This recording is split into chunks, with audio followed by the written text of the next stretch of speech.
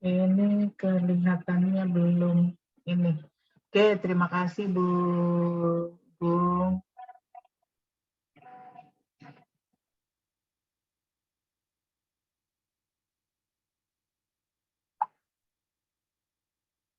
Oke, saya menyapa juga sudah bergabung bersama kita Bu Wiwi Herawati. Assalamualaikum, selamat bergabung. Bu Risma Haris, Uda Syafruddin, Assalamualaikum, selamat bergabung. Pak Lutfi, selamat bergabung. Pak Bana, selamat bergabung. Alhamdulillah. Mohon izin Pak Lutfi, ini belum bisa live, belum ada fasilitasnya untuk itu.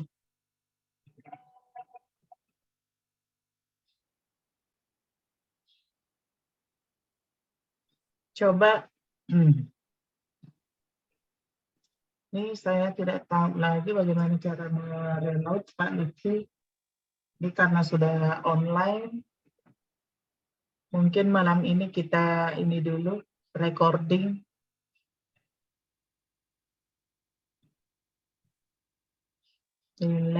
Selamat bergabung.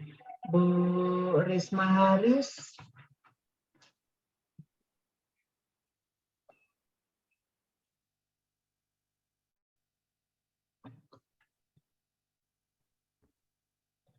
Bu Risma Haris, selamat bergabung. Prof. Budi, Bu Mastini Masud, Alhamdulillah. Bu Haja Neneng, Assalamualaikum, selamat bergabung. Salam sehat selalu. Waalaikumsalam, Bu Andi, warahmatullahi wabarakatuh.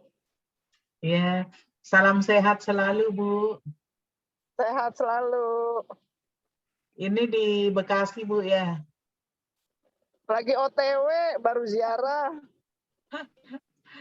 Oke, semoga selamat tiba di tujuan. Ya. Amin. Terima kasih, Bu. Ini kita sambil menunggu Bapak Ibu, teman-teman yang akan bergabung, disilahkan untuk tetap bergabung dulu. Bu Mastini, Bu Rektor, yang setia menemani, alhamdulillah. nanti ada yang kasih takut Ibu Rektor. Tidak pernah absen. Muka dia itu. Prof sudah bergabung bersama kita ini. Alhamdulillah. Mohon izin malam ini sepertinya masih di ini dulu. Masih di recording. Mungkin insya Allah pertemuan minggu depan itu sudah bisa langsung live lagi. Ini kebetulan baru perpanjangan. Oh, iya. Ada yang miss begitu. Oh. Awas, nak. Ya.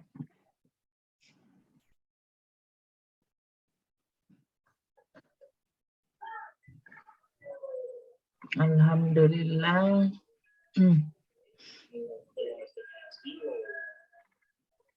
Ini nanti kira-kira kalau bulan Ramadan baiknya diselenggarakan ini karena minggu depan sudah Ramadan insya Allah.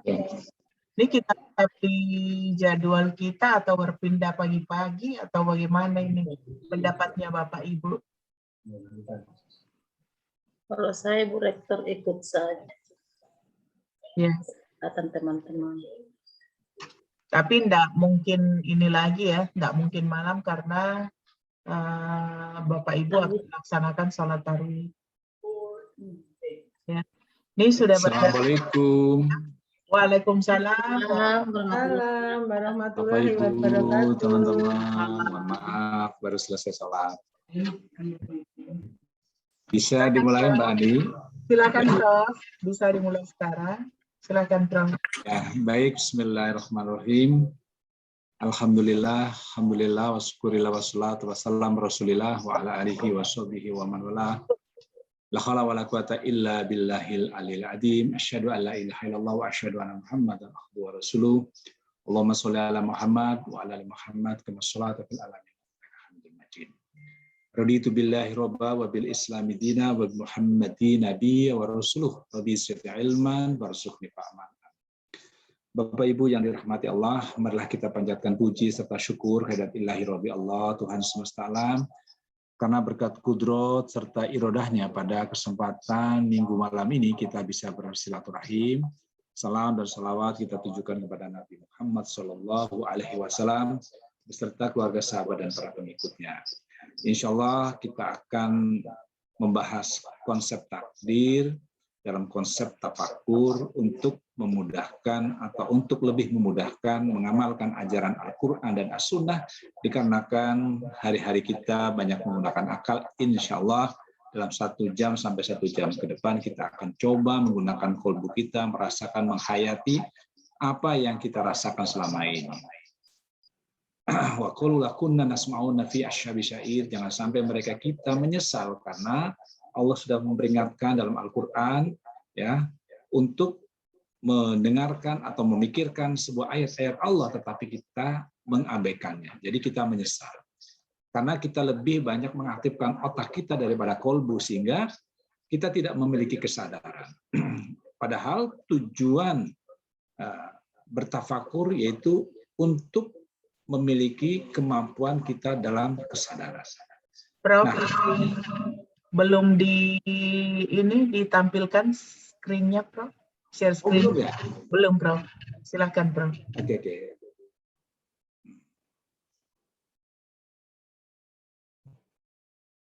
Sekarang sudah, Mbak? Sudah,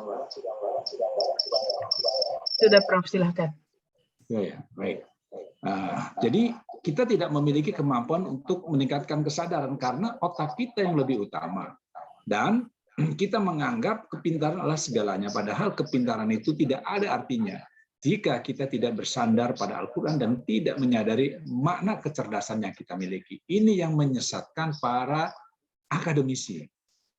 Karena alladzina yadhkurunallah, tidak bersandar pada Allah.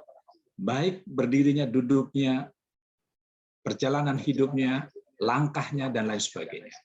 Karena ada sebuah rumus, akal tanpa bimbingan Al-Quran tertipu. Jadi akal kita selalu mengandalkan konsep-konsep teori-teori barat yang sebagian besar tidak bersandar pada Al-Quran. Nah, jangan sampai kita tertipu. Dan Al-Quran tanpa akal justru lumpuh, tidak menjadikan kehebatan dirinya.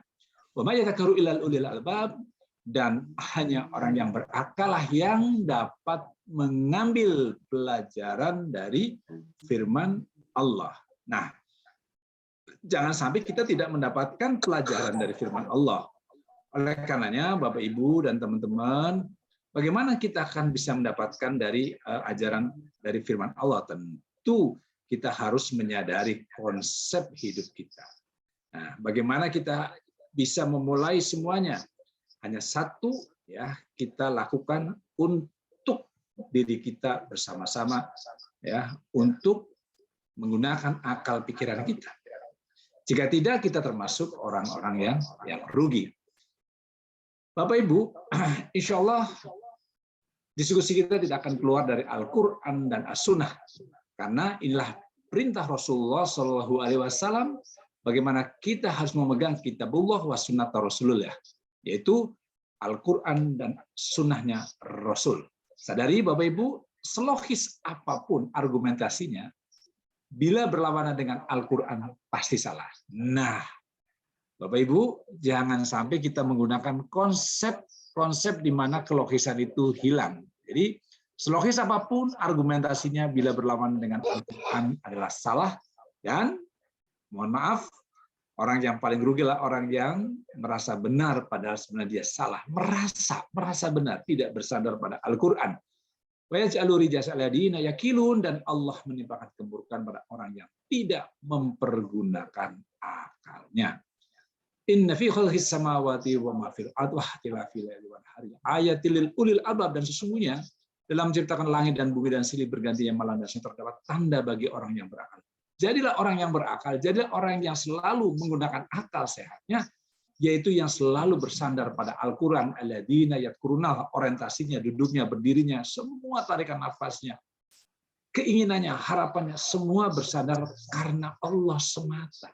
Ya, jadi mohon maaf Bapak sekalian, kita kadang-kadang lupa sandarannya bukan Al-Quran, tapi nafsu, keinginan, harapan yang luar biasa, tetapi sesungguhnya dia kosong. Nah, oleh karenanya hari ini kita akan membahas pilar yang ke-10, yaitu kita akan membahas pilar dasar konsepsi takdir. Nah, Bapak Ibu, tolong renungkan baik-baik bagaimana takdir itu dikonsepkan dalam kehidupan kita. Setelah Bapak Ibu berdiskusi dan mengetahui konsep takdir, kita akan lebih taat pada Allah. Kita akan lebih jauh menyadari bahwa semua rangkaian kehidupan kita adalah hasil daripada jerih payah diri kita, yaitu tentang ketaatan, tetapi semua perilaku yang kita lakukan semua dalam konsep takdir Allah. Semuanya adalah baik. Jika terjadi keburukan dalam diri kita, sesungguhnya kita memilih sesuatu yang buruk. Ya, jadi pemahaman spiritual selalu berjenjang. Ya, terus berjenjang. Sekarang kita ingin melihat konsep takdir dari dunia bahagia akhirat surga. Guna memahami makna musibah secara spiritual, maka dibutuhkan pemahaman-pemahaman yang lebih dahulu kita harus mengerti. Dengan kata lain, dapatkah nasi goreng diberikan pada bayi? Tentu tidak. Bayi pasti akan mengalami sesuatu karena memang dari sekian bulan dia dipahami, diberitahu, dicoba oleh ibunya dalam usus besar, kemudian dimasukkan nutrisi-nutrisi yang bukan nasi. Pemahaman pertama yaitu baik dan buruk. Ya. Jadi pemahaman dasar untuk memahami tentang takdir baik dan buruk. Bapak Ibu, kalau Bapak Ibu mau merenungkan sebentar aja tentang masa ini, rumah tangga kita, kehidupan kita, karir kita akan nikmat. Konsep yang pertama, bahwa perjalanan manusia ya dari alam ruh hingga alam janin, kemudian alam dunia, sampai alam kubur, dan akhirnya kita di akhirat. Disinilah kita akan memasuki surga atau neraka. Surga dan neraka adalah pilihan kita. Ya. Kalau kita memiliki kehidupan sesuai dengan koridornya, maka surgalah harapannya. Tetapi jika kehidupan kita tidak mengikuti koridornya, tidak mengikuti aturan mainnya Allah, maka nerakalah pilihannya. Dari sisi spiritual, manusia di dunia sedang mengembara. Kita ini lagi mengembara. Tetapi jangan sampai kita tersadar setelah mau mati atau mau meninggal, sadar setelah tua. Bapak Ibu, percuma hidup di dunia, di akhirat tidak masuk surga karena pengembaraan kita kosong. Ya, mana yang benar kira-kira? Nah, inilah yang pertama harus kita pahami. Baik dan buruk, mana yang disebut benar. Baik adalah sesuatu yang sesuai dengan keinginan ego aku, ataukah baik adalah sesuatu yang menyebabkan aku masuk neraka. Konsep yang paling pertama ini. Coba pilih Bapak Ibu, teman-teman, pilih yang mana?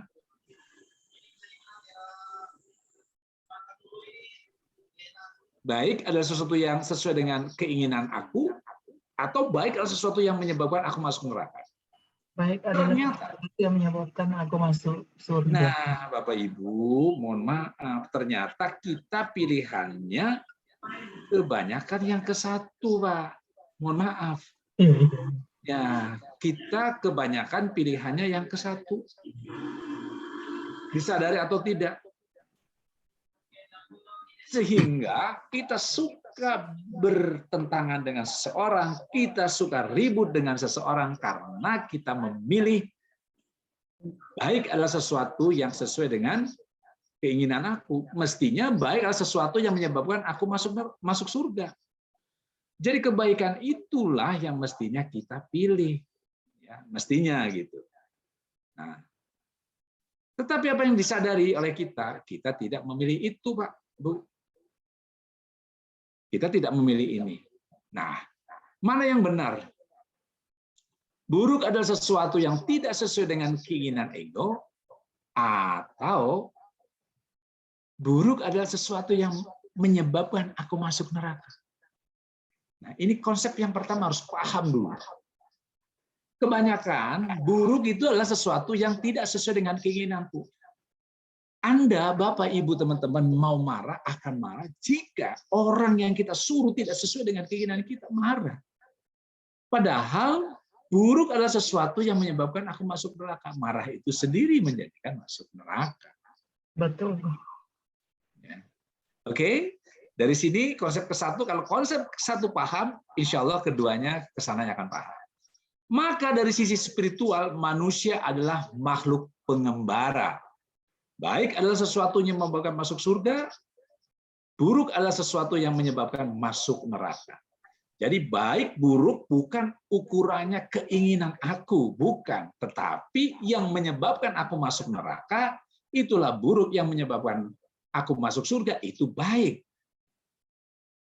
Kenyataannya mindset seseorang, pelajaran di sekolah, pelajaran di kampus, baik buruk itu ego yang dimainkan. Ini yang pekerjaan Bapak Ibu yang harus diluruskan. Sadari Pak Bu, Allah memang memberikan ketidaknyamanan. Tapi dia tidak pernah memberikan keburukan. Nah ini catatannya. Sekali lagi, maaf, ya, Allah tidak pernah ya memberikan ketidaknyamanan, tapi dia tidak pernah memberikan keburukan. Oke, sampai sini bisa dipahami Bapak sekalian? Allah memang memberikan ketidaknyamanan, tapi Allah tidak pernah memberikan keburukan. Pemahaman dasar yang kedua, nah ini perlu dikuatkan lagi, tadi baik dan buruk. Yang kedua, keinginan puncak manusia. Jadi ada sebuah keinginan puncak manusia. Cita-cita yang diajarkan di sekolah, keinginan apa? Jadi polisi, jadi tentara, jadi insinyur, jadi presiden. Inilah yang menjadi masalah. Keinginan puncak manusia sesungguhnya, ya. Kita review sebenarnya. Keinginan manusia yang paling utama adalah dunia bahagia akhirat surga. Mestinya ini yang jadi keinginan kita. DBAS. Inilah yang Rasul ajarkan dalam doanya Al-Baqarah 201. Robbana atina fid dunya hasanah wa fil akhirati hasanah wa qina adzabannar. Inilah mestinya yang menjadi harapan, cita-cita, keinginan kita semua. Kesalahan yang paling fatal, keinginan puncak itu bergeser. Ya, ini Bapak Ibu sekalian. Bisakah kita menggeser keinginannya itu bukan ke sana? Ya. Bapak Ibu, rahimakumullah. Sadari, hanya ada satu jalan untuk meraih dunia yang bahagia, akhirat yang dapat surga, yaitu taat pada Allah dan Rasul. Jadi kata kuncinya adalah taat pada Allah. Ya, itu kata kuncinya. Jika kata kunci ini tidak masuk dalam konsep kehidupan kita, mohon maaf Bapak sekalian, kita akan sulit sekali. Ya, kenapa sulit? Ya, karena keinginannya macam-macam. Ya, bukan bahagia dunia akhirat, tetapi kita ingin ya sesuatu yang di luar Allah gariskan. Nah, Bapak Ibu rahimakumullah, Allah pernah berjanji, barang siapa yang taat pada Allah dan Rasul-Nya, niscaya Allah akan memasukkannya ke dalam surga. Dan barang siapa yang mendurhakai Allah dan Rasul-Nya dan melanggar ketentuannya, niscaya Allah memasukkan ke neraka. Jadi ada sebuah janji sama Allah, dan janji ini tidak akan pernah Allah ingkari. Jadi kalau kita taat pada Allah, surga. Kalau kita membangkang pada Allah dan Rasul-Nya, neraka. Itu yang disebut dengan koridor. Jadi sebuah konsep takdir tidak pernah keluar dari koridor. Ya.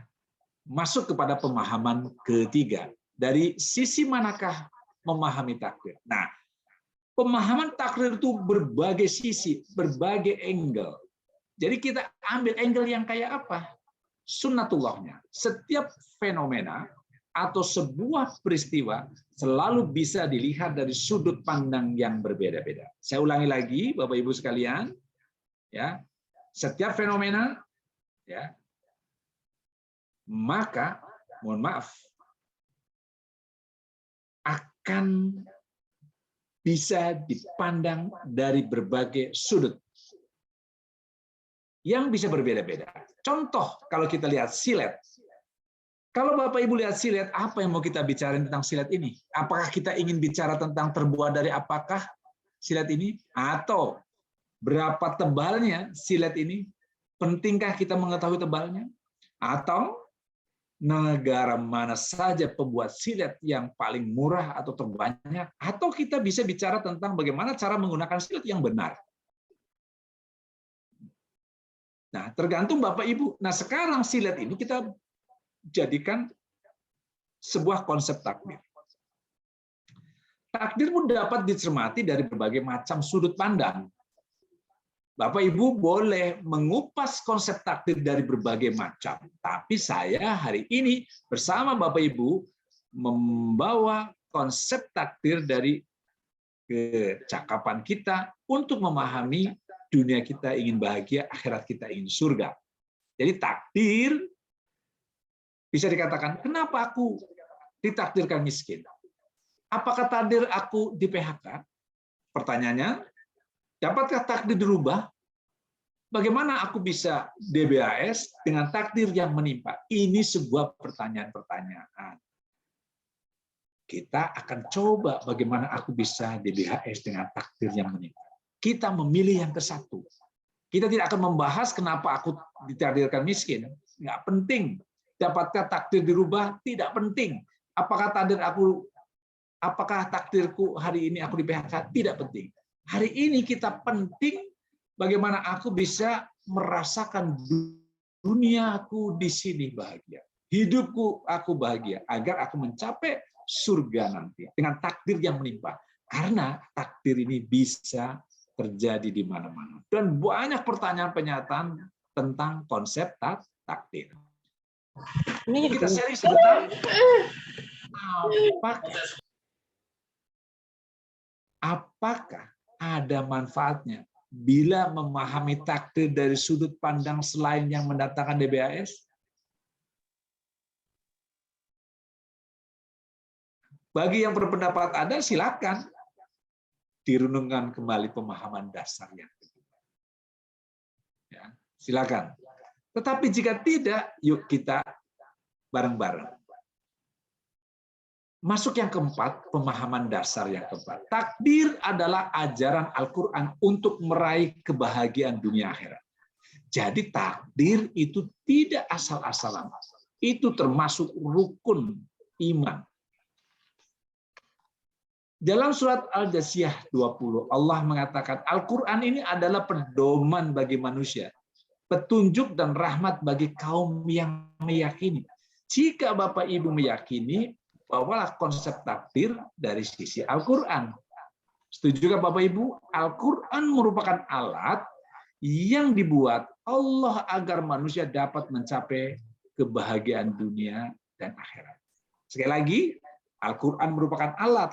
Al-Quran adalah petunjuk jalan yang Allah desain sedemikian rupa untuk agar Bapak Ibu kehidupannya di dunia, berumah tangga, miliki anak, cucu, semua agar mendapatkan kebahagiaan. Jika selama ini pernikahan Anda, anak Anda, cucu Anda menjadikan kehidupan kita tidak bahagia, ada masalah. Allah katakan wala khaufun alaihim wala hum yazanun. Jika engkau mengikuti petunjukku pasti tidak akan pernah rasa sedih dan duka. Jika istriku, suamiku, anakku, cucuku menjadikan hidupnya susah, berarti Bapak Ibu belum mengikuti petunjuk Allah. Itu bukan kata saya, kata Allah loh, kata Allah. Oke. Sadari, Pak. Semua konsep yang diajarkan Al-Qur'an tujuannya agar manusia memperoleh bahagia dunia akhirat. Sekali lagi, Bapak Ibu, ya, semua konsepsi yang diajarkan Al-Qur'an ya hanya untuk agar manusia bahagia. Agar manusia bahagia dunia akhirat, ya. Jangan sampai sampai mohon maaf ya, ternyata kita nggak bahagia. Ini jadi masalah buat kita. Bapak Ibu yang dirahmati Allah, yuk kita mulai melangkah lebih dalam lagi. Ya. Jadi Al-Quran merupakan kumpulan resep untuk mencapai kebahagiaan dunia akhirat. Jadi Al-Quran itu sebuah resep. Al-Quran yang 6.236 ayat itu agar kita bisa mencapai kebahagiaan di dunia. Beristri, bersuami, punya anak, harus bahagia. Jika tidak, ada masalah. Oke, kita nanti ke bawah. Kita tahu kenapa kita bersuami, beristri bermasalah. Karena tidak dijadikan pernikahan itu petunjuk jalan. Dalam Al-Quran, di situ ada resep-resep DBAS, ada juga resep sholat, ada resep zakat, ada resep haji, ada resep sabat, ada resep juga takdir. Jadi di Al-Quran itu banyak ya, dari 6.236 ayat itu ada macam-macam. Salah satunya ada resep takdir. Dari 6.236 ayat, Al-Quran merupakan resep untuk menuju dunia bahagia akhirat surga. Jadi tidak main-main, Bapak sekalian. Takdir ini mestinya kita manfaatkan untuk menguatkan iman Islam kita. Ya. Jangan sampai malah menjadikan itu lemah buat diri kita. Bapak Ibu, rahimakumullah. Pencerahan yang awal. Takdir adalah salah satu konsepsi yang diajarkan Al-Quran agar manusia dapat dunia bahagia dan akhirat surga. Ini. Dan mohon maaf, benarkah kalau kita melakukan sesuatu, kita seharusnya fokus pada bagaimana cara menggunakan konsep takdir agar bisa DBAS, bukannya mempersoalkan perbedaan pendapat mengenai persoalan takdir, permasalahan takdir. Tidak. Saya ulangi lagi, renungkan sekali lagi. Benarkah kita seharusnya fokus pada bagaimana cara menggunakan konsep takdir agar kita tetap bahagia. Bukannya mempersoalkan perbedaan pendapat mengenai persoalan takdir. Yang penting dengan konsep takdir itu, saya jadi taat pada Allah. Jadi saya bahagia. Yang kedua, benarkah kita seharusnya fokus pada bagaimana cara menggunakan konsepsi takdir agar bisa DBAS, bukan mempersoalkan takdir yang menimpa. Oke, Bapak Ibu, rahimakumullah. Mungkin takdir kita hari ini tidak senyaman dan tidak sesuai dengan yang dicita-citakan. Mungkin bisa jadi. Ya. Kalau iya, ya harus diluruskan. Bapak Ibu, rahimakumullah. Yang ketiga, sebuah analogi, kita seharusnya fokus pada bagaimana cara menggunakan silet agar dapat mencukur sempurna mestinya. Kalau tadi kan kita cerita silet. Bukannya mempersoalkan dari mana bahan silet dibuat, siapa yang membuatnya, nggak penting. Yang penting silet ini ya bisa dipakai dengan baik. Sama, ada arti takdir, ada masalah takdir, tapi yang penting gunakan konsep takdir dari Allah agar takdir itu menjadi kekuatan diri kita. Apapun yang terjadi di dalam kehidupan kita, sadari Pak Bu, merasa memahami ajaran takdir, namun tidak dapat membuat ketetapan dan ketaatan meningkat pada Allah Subhanahu wa Ta'ala sia-sia. Pada saat kita mempelajari apapun Bapak sekalian, pelajari apapun, kegiatan apapun, langkah apapun, pikiran apapun, gunakan menjadi ketaatan kita pada Allah. Profesi Bapak Ibu sekalian, kegiatan Bapak Ibu sekalian, jadikan semuanya untuk menguatkan Bapak Ibu menjadi taat pada Allah Subhanahu wa Ta'ala. Tidak semua ilmu membuahkan ketaatan.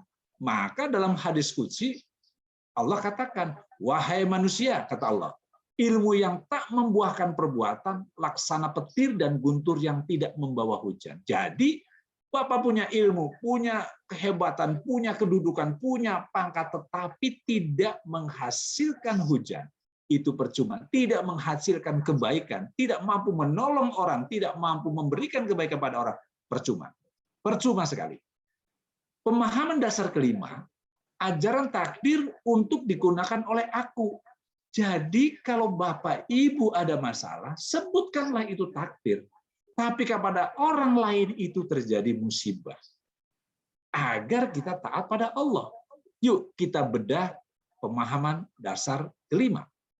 Pencerahan yang awal, penggunaan konsepsi takdir untuk siapa? Diriku sendiri, aku, atau orang lain, atau kamu. Saya ulang lagi, penggunaan konsep takdir untuk siapa? Untuk aku atau untuk kamu? Nah, ini konsepnya. Sadari, Pak, Al-Quran adalah kitab pedoman yang berisi cara bagaimana aku meraih kebahagiaan dunia akhirat. Dalikal kitabul rafa fi hudal lil muttaqin. Al-Quran dijadikan sebagai petunjuk jalan bagi orang-orang mutakin. Takdir adalah salah satu cara yang dimaksud. Takdir adalah salah satu cara yang dimaksud Al-Quran. Jelaslah bahwa konsepsi takdir itu untuk digunakan oleh aku. Jadi takdir untukku. Musibah yang ada di depan kita oleh Anda. Oke, renungkan agar lebih mudah. Takdir atau musibah? Takdir atau musibah? Bila si fulan sudah berjalan hati-hati, tapi ia tertabrak juga. Takdir atau musibah? Takdir. Takdir atau musibah? Kan tadi aku. Berarti musibah bagaimana? Iya, Takdir musibah. Ya. Ya. Ya, jadi kalau orang di depan kita ada masalah, kita katakan, oh kena musibah. Kalau kena musibah kita kasihan tidak? Kasihan ya. Ingat, takdir digunakan untuk aku. Oke, Bapak Ibu sampai sini, kalau Bapak Ibu sampai sini sudah meningkatlah ketakwaannya. Kita tidak akan sombong. Ingat sekali lagi, Bapak Ibu tertimpa apa saja, nanti akan ketahuan. Itu takdir atau musibah. Kita cek kesulitan Anda, takdir atau musibah, atau keinginan Anda. Cek. Takdir atau musibah, bila aku sudah berjalan hati-hati, tapi tertabrak juga. Takdir. Nah, itu Pak. Sedangkan takdir itu baik. Tidak ada takdir yang buruk. Bapak, Ibu sudah hati-hati, kemudian tertabrak. Sudah hati-hati, tertipu. Sudah hati-hati, kena pukul. Itu namanya takdir. Yuk hati-hati lagi. Jadi Pak, bila si fulan sudah berjalan hati-hati, tapi ia tertabrak juga, itu musibah. Musibah itu dikarenakan kelakuannya, perbuatannya sendiri. Oke, nanti kita lihat apa kata Al-Quran. Bila aku sudah berjalan hati-hati, tapi aku tertabrak juga, takdir. Oke, sampai sini Bapak Ibu paham? Paham. Agar kita bisa mengkoreksi diri kita sendiri. Jika Bapak Ibu tidak memahami konsep dasar ketiga, itu akan liar. Bulutnya harimaunya. Kita akan sombong. Hati-hati dengan konsep ini. Konsep dasar yang keenam, Allah Subhanahu wa Ta'ala campur tangan dalam kehidupan manusia. Jadi kenapa Allah ikut campur tangan? Kenapa Allah kasih musibah? Kenapa Allah berikan takdir? Karena Allah ingin semua manusia masuk surga. Setiap kejadian yang tidak nyaman itu mengingatkan perbuatanmu agar kamu kembali ke jalan kehidupan yang benar. Penyebab kejadian yang dialami manusia ada dua, Bapak sekalian. Pertama, inisiatif Allah. Inisiatif Allah semua ke arah yang kebaikan. Dan ada inisiatif manusia atau ulah manusia. Itu disebabkan kausalitas atau sebab akibat. Kalau terjadi keburukan, itu ulah manusia. Inisiatif Allah disebut takdir. Takdir tidak ada yang buruk. Takdir adalah sesuatu yang baik.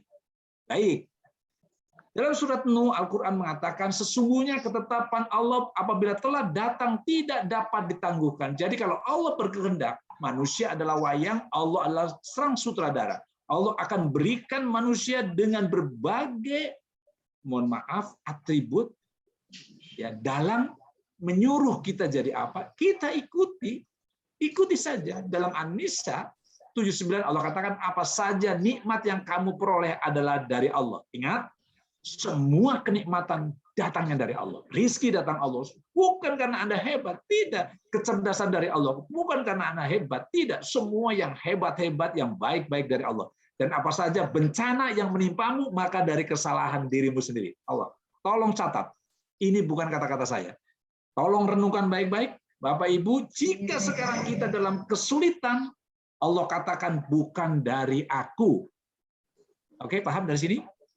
Apa saja nikmat yang kamu peroleh, itu datangnya dari Allah. Dan apa saja bencana yang menimpamu, maka dari kesalahan dirimu sendiri. Awas, jangan salahkan Budi Jatmiko.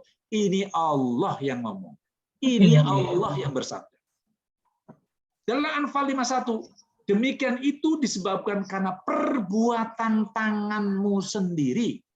Sesungguhnya Allah sekali-kali tidak menganiaya hambanya. Allah tidak pernah menganiayakan.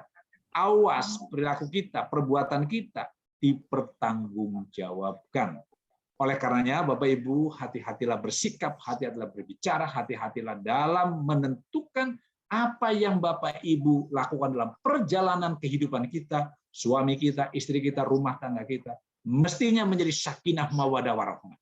Jika keresahan kehidupan dalam rumah tangga bermasalah, itu perbuatanmu sendiri, kata Allah.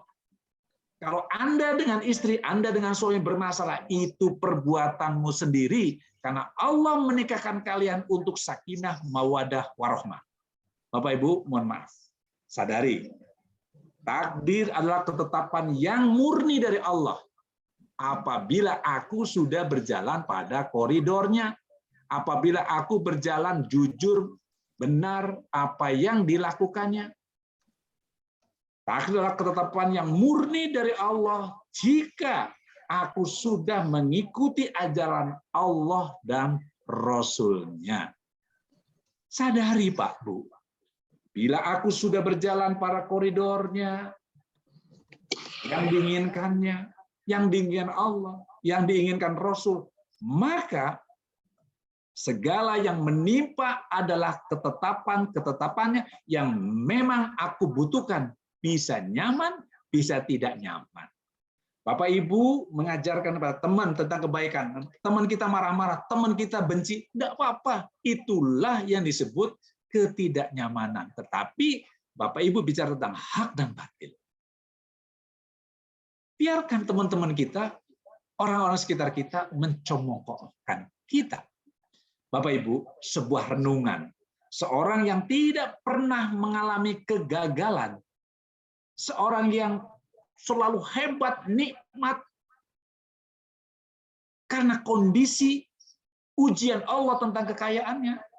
Seorang yang tidak pernah mengalami musibah, niscaya ia tidak pernah menyadari ada kekuatan lain yang berada di luar dirinya.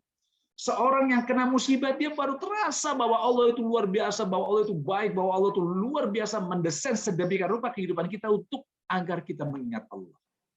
Bapak Ibu rahimakumullah, sadari adanya inisiatif Allah yang disebut takdir tadi semata-mata hanyalah konsekuensi logis karena Dia ingin seluruh manusia di dunia masuk surga. Karena Allah ingin ciptaannya, hamba-hambanya masuk surga yang Allah ciptakan untuk kita semua, Bapak Ibu sekalian. Dan setujukah Bapak Ibu? Bila Allah tidak menghendaki manusia masuk surga, maka takdir pun niscaya tidak pernah ada. Ya, karena Allah ingin semua masuk surga, Allah membuat konsep takdir. Karena takdir adalah sesuatu yang baik. Sadari Pak Bu, Allah ingin semua manusia masuk surga. Dan yang kedua, takdir hanyalah merupakan konsekuensi logis dari karena Allah ingin semua manusia masuk surga. Yang ketiga, karena itulah takdir pasti selalu baik. Tidak ada takdir yang buruk. Yang keempat, namun baik, ya, tidak berarti harus nyaman. Ya, baik itu belum tentu nyaman. Orang sakit, tidak nyaman, tapi itu baik karena menggugurkan dosa. Bapak Ibu, sadari, ya, sadari, sudah sadarkah kita bahwa Allah dapat melakukan apa saja? Ya. Allah dapat melakukan apa saja, kecuali satu hal. Allah tidak dapat memberhentikan Rahman dan Rahim.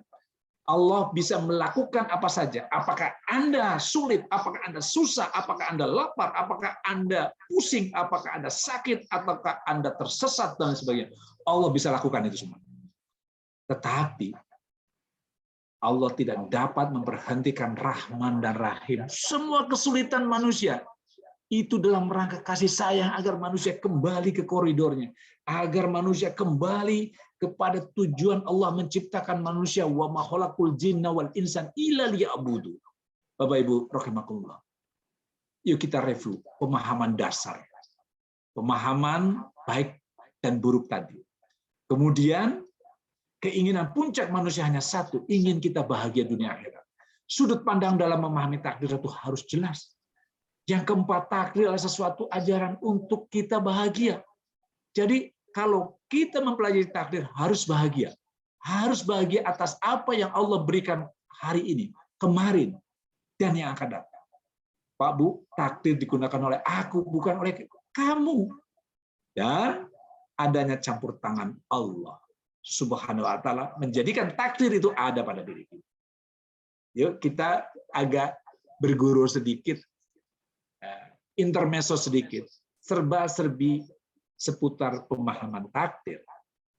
Benarkah orang yang bunuh diri adalah sudah takdirnya? Halo, Bapak Ibu. Orang Tidak. yang bunuh diri adalah Tidak, sudah. Tidak, Bro. Tidak. Orang bunuh diri mengikuti Bukan. koridornya tidak? Bukan takdir. Tidak, Bro. Musibah. Tidak. Orang yang bunuh diri adalah sudah tidak mengikuti aturan Allah dan bukan musibah. Ya. Orang takdir itu bukan orang yang bunuh diri itu bukan musibah. Tidak ada hubungannya dengan takdir, yang jelas yang bersangkutan sangat berdosa karena bunuh diri itu berdosa. Oke, dipahami pelan-pelan Bapak sekalian. Jangan kita membela orang yang bunuh diri. Ada pertanyaan berikutnya. Dia bunuh diri tetapi tidak mati. Kenapa? Apakah takdir? Bukan, karena bunuh dirinya caranya nggak hebat. Jadi Bunuh diri Bagun pakainya pisau. Bunuh diri tapi takut mati, Bagun. Bunuh diri tapi takut mati. Ya. Itu nyanyinya Bagun itu.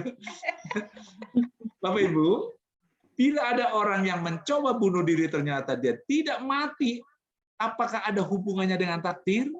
Tidak ada hubungannya dengan takdir. Pastilah usaha bunuh dirinya belum maksimal. Jadi kalau Bapak mau bunuh diri, tolong tabraklah kereta api, pasti mati. Kalau bunuh diri pakai dicubit, yang akan mati lah lama. Oke, serba-serbi lagi, benarkah penyakit yang menimpa sudah merupakan suratan takdir yang ditentukan oleh Allah? Benar?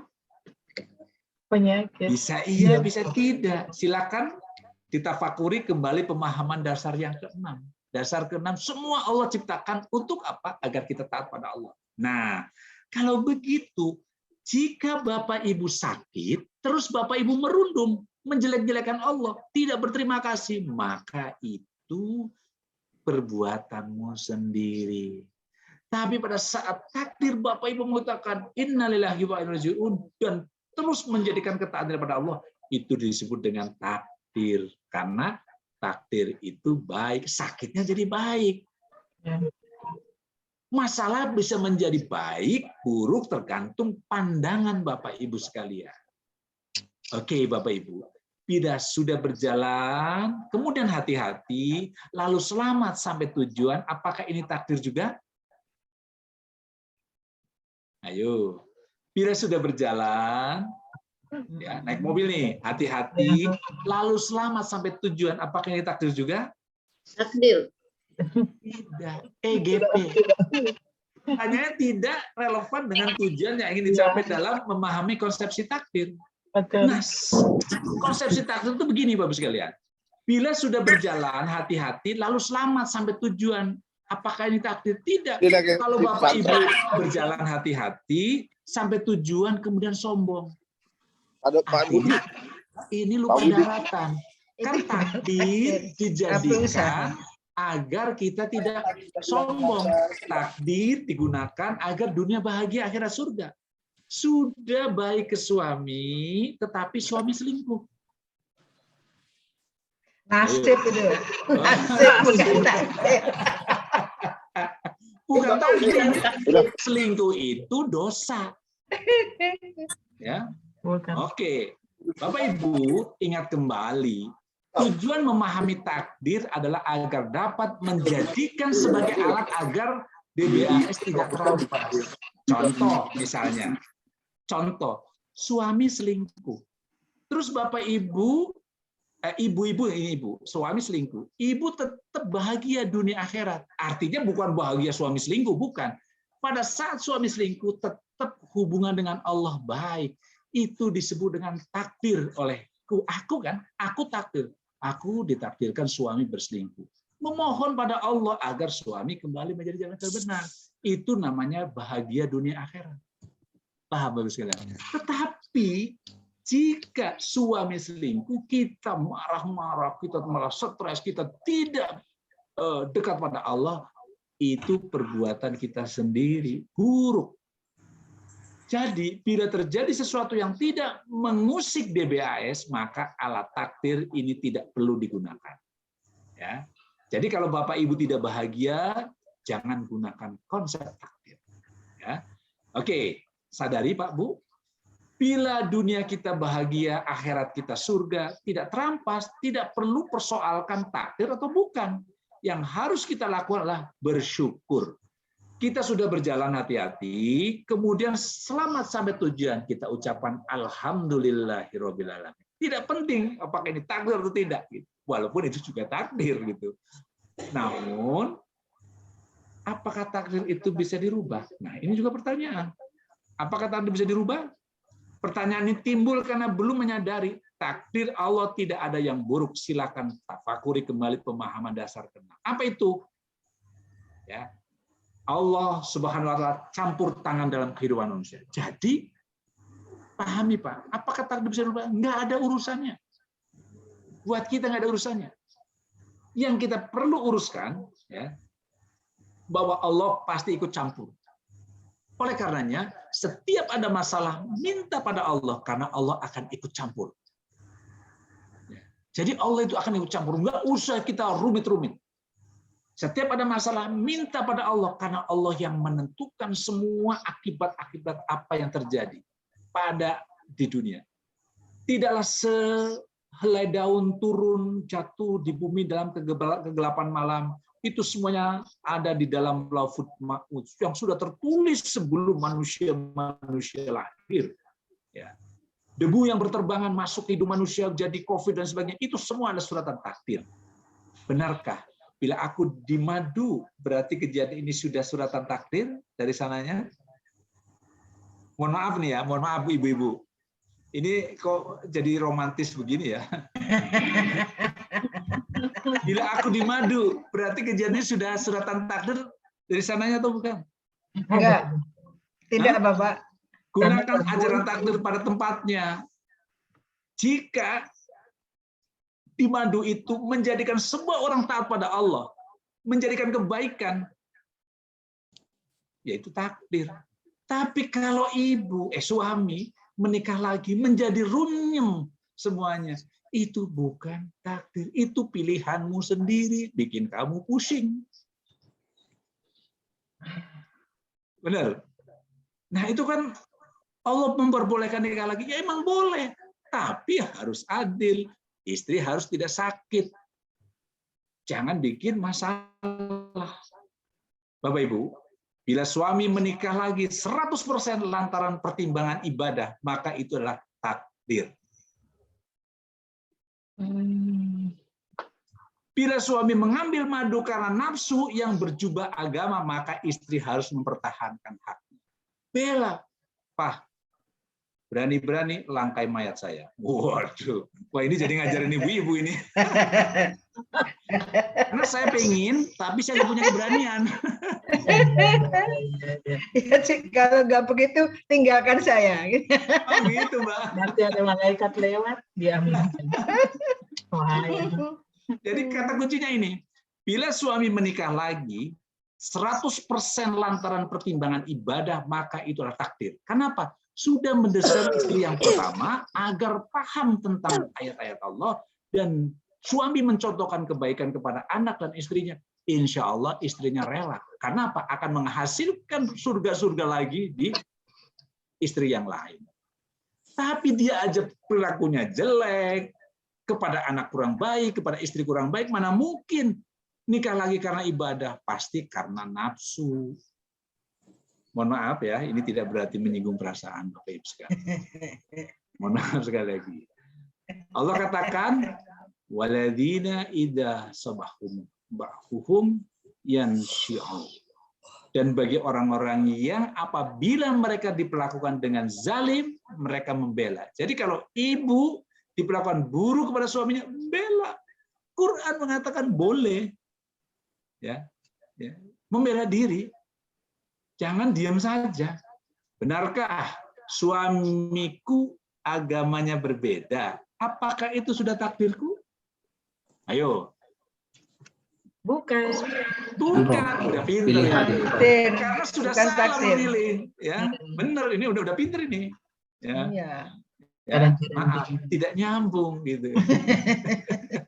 Suami agamanya berbeda udah salah kan gitu. Tapi Jelas, digunakan jelas, untuk jelas. aku dengan syarat aku sudah berjalan dengan koridornya. Sekarang saya tidak sesuai dengan koridornya. Aku kan suami, kemudian memilih istri yang tidak seagama. Artinya aku berjalan tidak sesuai dengan koridornya. Yang Oke, bukan Bapak sesuai sekalian. dengan koridor berarti bukan. Iya, betul. Sadari Bapak Ibu, janji yang diberikan Allah hanya berlaku bagi yang sedang berjalan dalam koridornya yang diinginkannya. Jadi janji Allah hanya untuk orang yang taat pada Allah. Ya, ini kuncinya. Ini kuncinya. Jadi setiap janji selalu syarat dan ketentuannya berlaku. Seperti beli di Shopee, di itu ya, ada syarat untuk ketentuan berlaku. Janji-janji yang diberikan Allah hanya berlaku bagi orang yang sedang berjalan dalam koridornya yang diinginkannya. Benarkah Bapak Ibu, semua kejadian yang menimpa manusia sudah ditetapkan Allah sebelumnya? Manusia hanya menjalankan ketetapan itu saja? Benar? Ayo. Ayo. Benar Bapak. Benar. Kalau saya pandangannya benar. Benar. Manusia Karena hanya tidak menjalankan. ada suatu kebetulan, tidak ada. Semua Betul. sudah Nah, dituliskan. cuma ada komanya. Manusia hanya menjalankan ketentuan itu. Tidak. Nah, itu saya yang nggak bisa Nah, yang menjawab. komanya ini masalah. Karena usahanya, contoh sebentar. Saya mendapatkan istri yang tidak solehah. Manusia hanya menjalankan ketentuan, tidak. Ya. Takdir itu yang menimpa manusia itu ada pilihan-pilihan. Misalnya ada pilihan istri, calon istri kita 5, 1, ini yang ini, 2 yang ini, 3 yang ini, 4 yang ini, 5 yang ini. Yang semuanya brengsek-brengsek, yang 6 yang bagus, kita milih yang brengsek. Manusia hanya menjalankan ketetapannya, tidak. Manusia memilih, paham? Pilihan. Jadi semua kejadian menimpa manusia sudah ada. Tapi manusia memilih. Kalau yang ini, pilihannya itu. Akan terjadi begini. Kalau saya memilih istri namanya Fatimah, akan begitu. Kalau saya bergaul di diskotik, dapatnya si milikiti, akan begitu. Dan lain sebagainya. Begitu. Jadi semua kejadian menimpa manusia sudah ditetapkan Allah.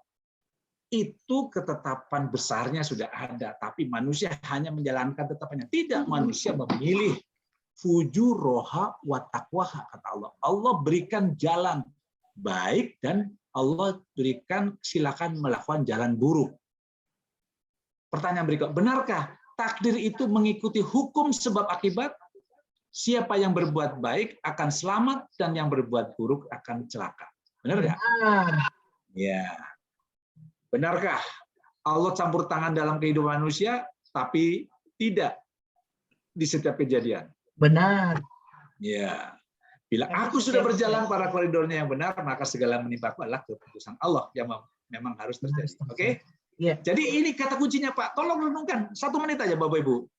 Allah campur tangan dalam kehidupan manusia, tapi tidak semua. Jadi misalnya, malam ini, detik ini, saya mau ke masjid. Tiba-tiba pikirannya jelek. Oh, di sana ada janda. Saya mau datang ke sana. Nah, Allah tidak akan ikut di situ gitu loh. Paham nggak, Bapak sekalian? Artinya dia memilih keburukan. Itu tidak ikut campur tangan Allah. Begitu ingin ke masjid, Allah ikut campur tangan. Ya. Paham, Bapak sekalian? Ya. Jadi jangan sok, waduh ini sudah takdirnya, itu kelakuan kamu kok. Itu keburukan kamu. Jangan sok itu urusannya Allah. Bukan kamu yang memilih gitu loh. Ya, Paham ya, Pak Bu ya? Paham. Oke. Bila memahami takdir akan rela diatur oleh Allah. Orang yang memahami takdir, dia menghanyutkan seluruh kehidupannya untuk Allah. Rela dia. Rela, Pak. Sadari Bapak Ibu, karena Allah ingin semua manusia masuk surga, maka konsekuensi logisnya dia pasti akan campur tangan dalam kehidupan manusia. Yang baik-baik. Oke. Tapi kalau yang tadi menjadangi janda, ya kagak lah gitu. Emangnya Allah suka memperkosa gitu. Bapak Ibu, yang kedua, karena niat Allah ingin agar manusia masuk surga, maka campur tangannya walaupun tidak selalu nyaman, tapi pasti selalu baik. Oke. Yang ketiga, Bapak Ibu sekalian, karena campur tangannya semata-mata untuk kebaikan manusia, maka bagi orang yang sadar, sikap terbaik adalah rela diatur oleh Allah. Kita jadi wayang aja deh. Allah mau apa saja ikut, yang penting saya melakukan kebaikan. Maka ketiga kesadaran ini mengkristal, menyatu dalam satu kata yang disebut dengan takdir. Ya, ya. Keren ini kalau Bapak Ibu tahu begini. Pasti nggak pernah ribut sama suami, istri, sama anak. Ya. Bapak Ibu, menggunakan ajaran takdir. Ya, ini menggunakan ajaran takdir. Ya, bila terjadi sesuatu yang tidak aku inginkan, sedangkan aku sudah berada dalam koridornya, maka ucapkanlah, wah ini takdir Allah. Ya. Inna lillahi wa inna ilaihi raji'un. Ya, bila saya sudah mengikuti aturan Allah, tiba-tiba kita nggak enak. Tapi kita selalu mengikuti perintah Allah dan Rasulnya. Ini takdir. Maka ucapkanlah inna lillahi wa inna ilaihi raji'un. Jenis-jenis ucapan takdir. Ini jenisnya. Pertama, takdir sebagai ucapan kosong. Jadi Allah ngomong takdir, tapi nggak jelas, dia nggak ngerti. Spontan, tanpa makna apapun di baliknya. Dan takdir sebagai ucapan berisi. Kalau Bapak Ibu mengatakan takdir, maka isi bahwa ini ketentuan Allah. Maka ikuti. Jangan memberontak. Mengandung makna rela diaturnya. Ya, jangan biarkan. Berikutnya, Pak Bu. Ini potret diri. Bila sudah diucapkan takdir, namun terasa duniaku bahagia, akhiratku surga, masih belum terampas, berarti belum menyadari konsep takdir. Masih nggak ngerti, belajar lagi. Ya, silakan pahami dasar ke-1, ke-2, ke-3, ke-4, ke-5, ke-6 yang tadi saya uraikan. Jadi bila sudah mengucapkan, oh ini takdir saya, tapi masih kesel, ngomong itu, ngomong ini, berarti kita nggak ngerti makna takdir. Kalau orang memahami takdir, semua kejadian dari kita yang tidak nyaman, direnungkan, minta maaf sama Allah, berbuat baik, Masih ada? Oke. Pemahaman awal ajaran takdir. 1, pemahaman baik dan buruk yang tadi, keinginan puncak dunia bahagia, akhirat surga, sudut pandang dalam memahami takdir. Takdir adalah satu ajaran untuk DBAS. 5, takdir digunakan oleh aku. Adanya campur tangan Allah. Ini harus dipahami. Maka berserah diri berjumpa musibah itu penting. Musibah adalah karya Allah Subhanahu wa Ta'ala. Apakah ada karya yang buruk? Enggak ada. Jadi kalau kita melihat orang lain, oh dia lagi sulit, kita katakan itu musibah. Ya, Allah katakan ma asoba min musibah illa bi'idnilillah. Ya, tidak ada suatu musibah pun yang menimpa seorang kecuali dengan izin Allah. Tapi bukan aku, tapi orang lain. Oh, dia sekarang lagi kesulitan, kita katakan musibah. Tapi kalau aku yang kena, aku katakan takdir. Paham ya, Bu? Pak? Oke. Hadis qudsi mengatakan siapa saja yang tidak rela terhadap ketetapan. Jadi Allah menetapkan dia dan aku. Dan tidak berlaku sabar terhadap cobaanku. Dan tidak bersyukur terhadap nikmat-nikmatku yang sudah Allah berikan. Maka carilah olehmu Tuhan selain aku. Silahkan kamu cari Tuhan lain. Kalau kamu sombong, kamu tidak rela akan ketetapanku, sekarang tidak nyaman, lagi kesulitan, kamu cari aja Tuhan yang lain. Allah ancam dalam hadits qudsi. Sadari Pak, Bu, bila kita mengakui bahwa Allah adalah satu-satunya Tuhan kita, maka kita harus rela diatur olehnya. Apapun yang terjadi kemarin, sekarang, hari ini, itu akan baik jika kita rela betul. Ya Allah, inilah takdirku, maka aku rela Engkau akan apakan aku. Jangan berbusa-busa ke yang lain. Bila mengaku, ya, bila mengakuinya, namun tidak rela diatur olehnya, akal kita dengan kolbu kita telah pecah kongsi. Hatinya ngomong iya ya ini kesalahanku. Akalnya juga iya. Tiba-tiba omongannya tidak sesuai. Ini pecah kongsi. Allah katakan ya ayyuhalladzina amanu in ja'akum fasyiq. Orang-orang yang beriman jika datang kepadamu orang-orang fasik, ya fasikun, minimatif aja. Ya. Maka periksalah dengan teliti agar kamu tidak menimpa sesuatu musibah kepada satu kaum. Ya, kaum bijahala fatuh satu alama fa'altu nadimin. Tanpa mengetahui keadaannya yang menyebabkan kamu menyesal atas perbuatan. Ya. Wa ma asobakum min musibah fabima kasabat aydikum wa yafu an katsir. Dan siapa saja musibah yang menimpa kamu maka adalah disebabkan oleh perbuatan tanganmu sendiri. Dan Allah memaafkan sebagian besar dari kesalahan-kesalahan. Oke, catat. Catat baik-baik. Dan apa saja musibah yang menimpa kamu, aku, ya, maka adalah disebabkan oleh perbuatan tanganmu sendiri. Dan Allah memaafkan. Artinya, musibah adalah sesuatu yang disebabkan pilihan kita. Kita memilih istri, ada istri yang baik, soleha, calon istri yang baik dan soleha, tidak dipilih. Tapi ada orang yang cerewet, ya perbuatannya buruk tapi ya suka mesum misalnya, Anda nikahin. Itu namanya musibah.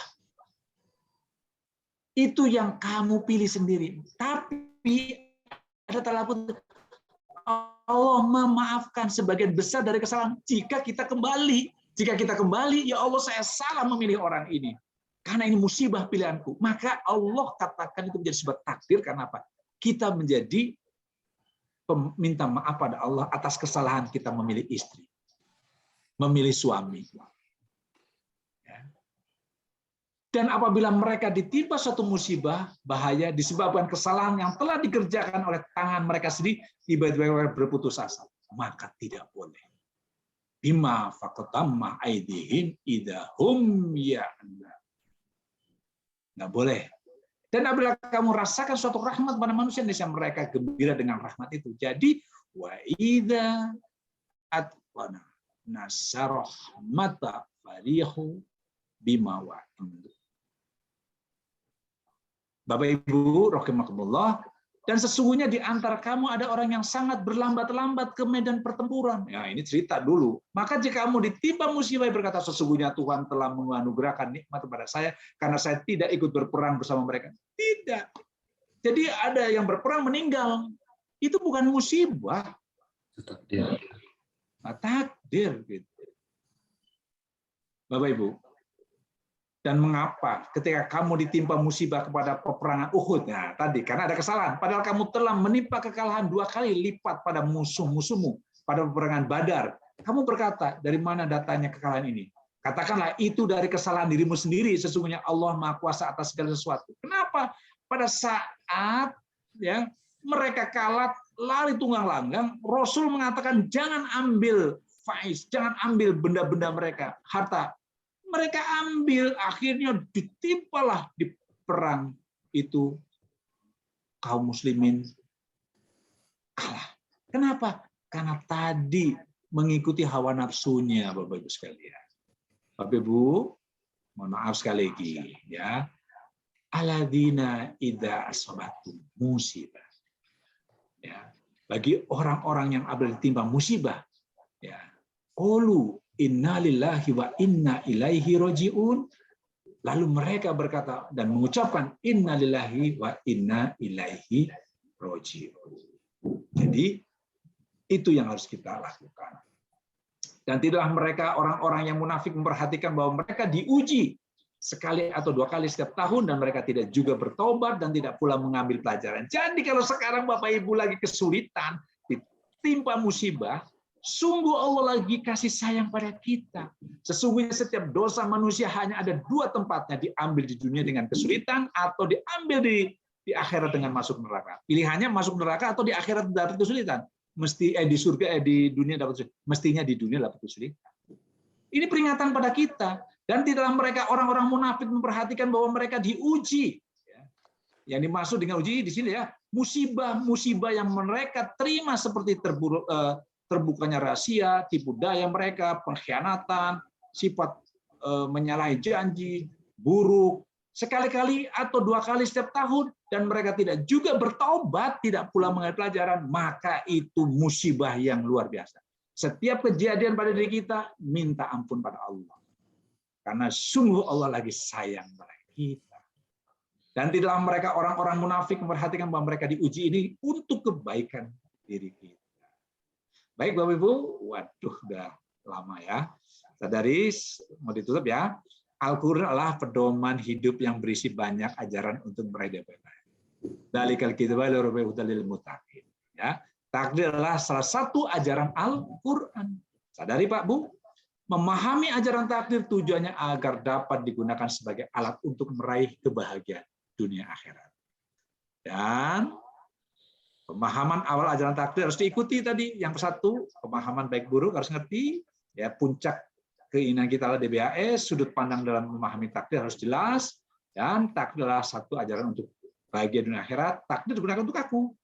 Yang terakhir, Allah ikut campur tangan agar kita selamat dunia akhirat. Dan sadari Pak Bu, bila sudah dalam koridornya, segala yang menimpa itu adalah takdir dan hal itu pasti baik. Jadi kalau Bapak Ibu melakukan sesuatu tidak sesuai dengan aturan Allah, maka jangan bilang takdir. Sadari Pak Bu, roda kehidupan tidak selalu berputar sesuai dengan keinginan.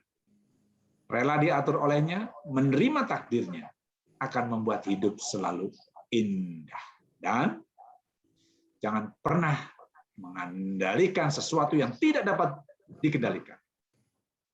Kita tidak dapat mengendalikan takdir, tapi kita dapat mengendalikan apakah mau berada di dalam atau di luar koridornya. Yang bisa mengendalikan takdir adalah Allah. Kita hanya mengatakan, ya Allah, saya menerima apapun yang Engkau berikan. Begitu Bapak Ibu, Mbak Andi, silakan nanti kita diskusikan. Assalamualaikum warahmatullahi wabarakatuh. Waalaikumsalam warahmatullahi wabarakatuh. Prof, sebelum ditutup ini ada pertanyaan dan barangkali dari Bapak dan Ibu ada yang ingin mensyarat atau menambahkan dari apa yang sudah dijelaskan tadi oleh Prof. Saya silakan. Namun sambil menunggu Prof, saya izin untuk membacakan pertanyaan yang sudah ada di dalam kolom chat. Yang pertama dari Ibu Risma Haris. Assalamualaikum warahmatullahi wabarakatuh.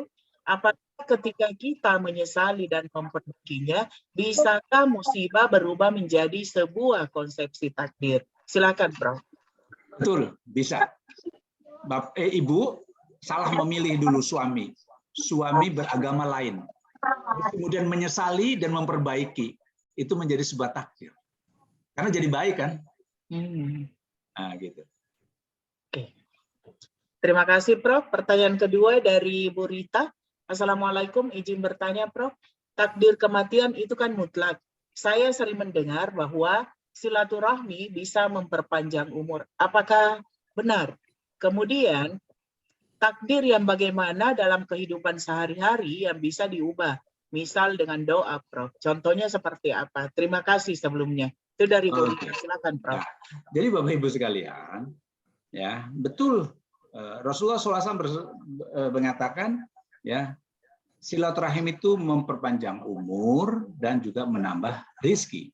Ya, tetapi jadikan hadis itu menjadi kebahagiaan dunia akhirat. Jangan jadikan kesombongan. Sudah silaturahim menjadi tidak bahagia. Silaturahimnya menyesali. Silaturahimnya menjadi kesulitan. Setiap perbuatan apapun kembali menjadi bahagia dunia akhiratnya. Oke, mungkin barangkali Bapak Ibu tidak mengikuti pertemuan-pertemuan. Yang dimaksud dengan kebahagiaan dunia akhirat, semua hiruk pikuk di atas kiri kanan atas bawah tidak menjadikan itu semua kita tidak taat sama Allah. Apapun perbuatan istri kita, suami kita, anak kita, orang tua kita, tetap kita mengikuti aturan Allah. Itu disebut dengan kebahagiaan. Nah, kemudian tadi misalnya apakah benar takdir yang bagaimana untuk kehidupan kita untuk bisa apa tadi Diubah dengan doa. Dengan doa. Ya betul. Dengan doa itu bisa merubah semua. Nah, tetapi takdir yang kayak apa? Tentu yang dengan kebaik-baikan. Jadi ingatlah Allah ikut campur tangan agar manusia semua masuk surga. Jadi silakan berdoa untuk berubah takdir. Asal dalam koridornya ya, Prof. Ya, asal dengan koridornya. Oke. Terima kasih, Prof. Pertanyaan ketiga dari Pak Lutfi. Assalamualaikum, izin bertanya, Prof. Beriman kepada takdir Allah Subhanahu wa taala sudah menjadi kewajiban setiap muslim untuk menjaga ketakwaannya. Apakah semua nikmat atau bencana yang didapatkan oleh seorang hamba dapat dikatakan bahwa karena takdirnya atau bukan? Apakah diijabah atau tidaknya doa seseorang hamba juga telah menjadi bagian dari takdirnya? Dan bagaimana posisi takdir dalam setiap janji Allah Subhanahu wa taala? Apakah semuanya merupakan takdir? Silakan, Prof. Oke, pertama betul bahwa takdir adalah sebagai kewajiban seorang yang bertakwa. Itu adalah sebagian daripada keimanan kita pada Allah. Kemudian bencana atau kenikmatan yang kita jalankan, apakah itu dalam sebuah takdir Allah? Tidak. Kalau itu perilaku diri kita sendiri, itu bukan takdirnya. Takdir itu sesuatu yang baik. Misalnya, ini misalnya. Tadi pertanyaan samanya. Misalnya, saya, ini yang ekstrim saja. Saya harusnya ke masjid. Tetapi ada janda, ya udah. Saya melakukan perbuatan buruk dengan janda itu. Apakah itu takdir? Bukan. Bukan takdir, itu pilihanmu sendiri, itu dosamu sendiri. Tapi setelah itu, pertemuan dengan janda, kemudian jandanya hamil, ya sudah. Kita perbaiki, minta ampun pada Allah dan sebagainya, dinikahi, akhirnya ya sudah ini menjadi sebuah takdir. Karena menjadi kebaikan, ya berujung husnul khotimah. Nah, tapi perbuatan yang kemarin itu pilihanmu sendiri. Akhirnya kamu digerebek oleh manusia-manusia lain. Itu pilihan kita sendiri. Oke. Kemudian masalah tadi apa? Doa ya apa? Tadi doa. Doa gimana tadi? Apakah diijabah atau tidaknya doa seorang hamba juga telah apakah setiap doa yang kita minta tidak dikabulkan, itu termasuk takdir? Oh, bukan. Jadi gini, mohon maaf. Tidak ada kaitannya doa itu dikabulkan dan tidak. Contoh, seorang anak 5 tahun kemudian berdoa pada Allah. Ya Allah, berikanlah aku jodoh. Allah tidak akan berikan anak baru 4 tahun, Allah kasihkan jodoh, kan tidak. Orang yang tidak diberikan, dikabulkan doanya itu tidak baik, tidak. Justru Allah bisa ada 3 pilihan doa kita. Allah kasih hari itu, saat itu, Allah tunda saat waktu yang tepat, dan Allah tangguhkan karena itu menjadi kebaikan kita. Oke, jadi ada 3. Jadi seorang anak kecil meminta sesuatu yang tidak pantas, tidak akan kasih. Allah tunda 25 tahun akan datang, baru kasih. Umurnya dia sudah berapa? Sudah 30. Ya. Nah, gitu. Jadi 29, wah udah pantas. Jadi Allah tunda. Nah, sampai suatu saat orang itu berpikir, ya Allah, kok tidak pernah Engkau berikan permintaanku. Kemudian orang ini sampai menyesali. Karena nggak tahu. Tiba-tiba di yaumil akhir ada pertimbangan dari Allah tentang hisab. Kemudian Allah lempar kepada seorang itu. Kemudian dia bertanya, ya Allah apa ini? Inilah doamu yang tertunda, yang saya tidak berikan karena ini untuk kebaikan. Dia baru bersyukur, ya Allah kalau tahu begini, saya ingin semua permintaanku tidak dikabulkan karena menjadikan aku masuk surga. Ya. Begitu. Oke. Begitu. Terima kasih banyak, Prof. Pertanyaan selanjutnya dari Ibu Mastini Masud. Izin bertanya, Prof. Apabila kita sering dijelekkan karena memperjuangkan hal yang benar, bagaimana menghadapi orang-orang seperti ini, Prof? Ya, EGP. Emang gue pikirin, nggak usah, tenang-tenang aja. Nah, itu sih ya resiko lah. Nah, gitu. Iya. Itu tadi pertanyaan terakhir, Prof. Ya, baik. Masih ada satu ini, Prof. Oke, silakan. Dari Pak Patuan. Assalamualaikum, Prof bertanya, Ya. apakah ujian yang kita hadapi seperti tertipu daya sama teman kita sendiri, apakah ini takdir atau kita banyak dosa selama ini? Tidak. Jadi bukan masalah dosa dan tidak. Orang tertipu itu bukan karena kita nggak hati-hati. Terus kemudian dari ketidakhati-hatian kita dapat musibah. Ya, bukan karena dosa. Karena perilaku dirimu sendiri tidak hati-hati gitu loh. Tapi bukan karena dosa. Iya. Bukan karena dosa gitu. Kembali kepada diri sendiri nih yang kurang hati-hati, Prof ya. Itu tadi adalah pertanyaan terakhir dari Pak Patuan. Selanjutnya ditutup dengan doa akhir majelis. Disilakan dengan hormat, Prof.